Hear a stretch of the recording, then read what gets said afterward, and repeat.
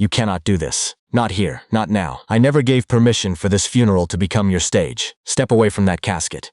Let me back up, because none of this makes sense unless you understand who Karen was, and how far a person can fall when control becomes the only thing holding them together. There are boundaries human beings simply do not cross. Lines drawn by decency, by grief, by the quiet rules of common sense that don't need to be written down. And even someone like Karen should have known better than to trample over all of it with a smile on her face. It started with a man named Mr. Wilson. He was a homeowner, like me, who never once bowed to Karen's endless fines, her clipboard threats, or her obsession with control. Because of that, we became the two names she resented most. Welcome back to the channel. If you love a good HOA showdown, make sure you're subscribed, because this one has more layers than you'd expect. Mr. Wilson and I challenged her penalties. We questioned an authority she'd assigned to herself. He was older, quieter, the kind of man who let silence carry the weight of his opinions. We weren't friends exactly, just two people who refused to be pushed around by a woman with a binder and something to prove. I'll admit something here, because I want this story told honestly.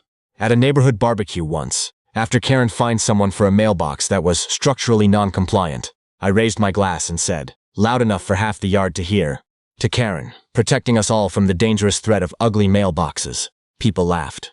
Karen didn't. She just picked up her clipboard and left early. I didn't think about that moment again for months. I think about it now. Then the whisper started. Mr. Wilson was sick. At first, I brushed it off. A cough, tired bones, nothing serious. But the whispers grew heavier. At the next HOA meeting, his wife stood shaking in front of all of us and told us the truth. He was dying. The medical bills were crushing them, and she wasn't asking out of pride. She had nowhere left to turn. Something happened that night I hadn't seen in that room in years. Wallets opened. Envelopes passed hand to hand. For a few minutes, the room felt human again, in a space Karen had spent years turning cold. Then Karen tapped her pen against the table like a gavel. She called Mr. Wilson a debtor, a rule breaker, someone who didn't deserve sympathy.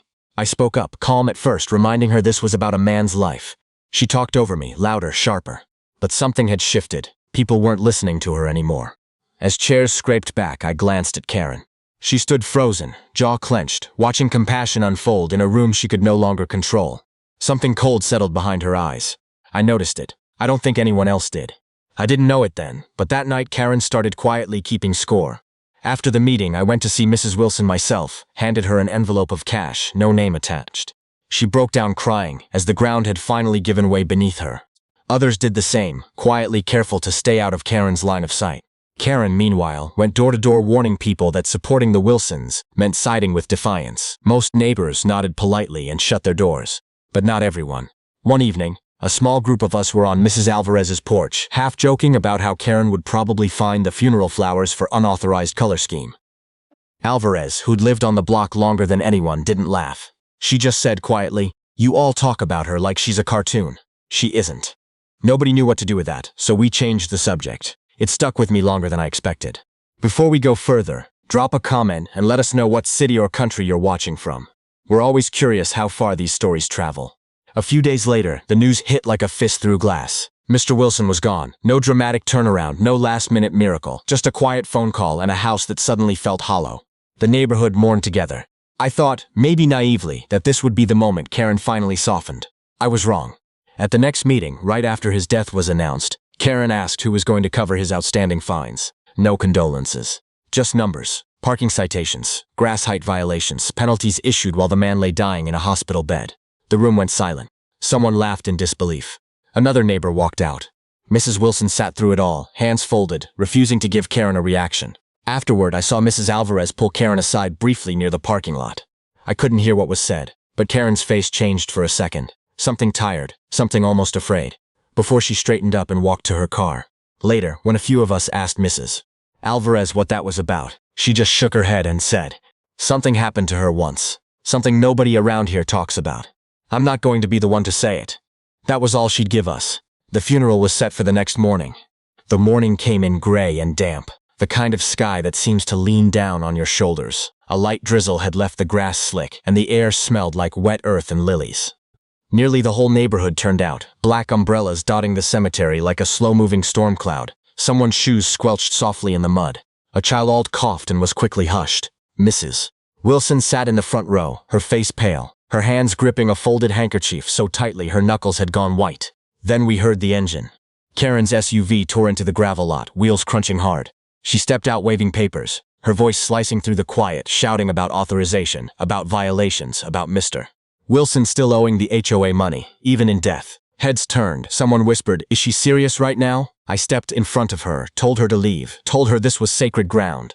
She shoved past mourners, knocked over a stand of white flowers, and grabbed the edge of the casket stand, still shouting about debts. The funeral director froze. 2 security guards hired for the event moved in fast, taking Karen firmly by the arms and pulling her back from the casket. She struggled for a moment, still shouting, and then, almost as quickly as it started, something in her seemed to give out. Her knees buckled.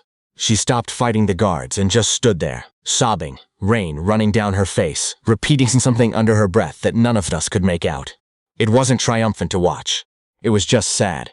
For a second, standing there, I thought about the mailbox joke. I thought about how easy it had always been to make her the villain of every story we told about this neighborhood. I didn't feel satisfaction watching her fall apart. I just felt tired.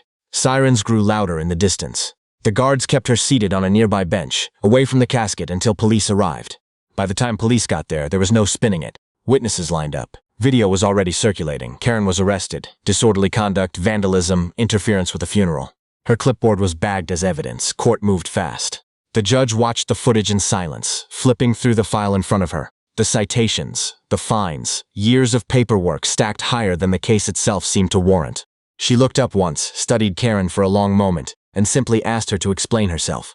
Karen opened her mouth to talk about the bylaws, the precedent, the technicalities. I could see it in the way she straightened her shoulders, the old posture coming back. Then something in her seemed to falter. She stopped. Instead, she started talking about her younger brother.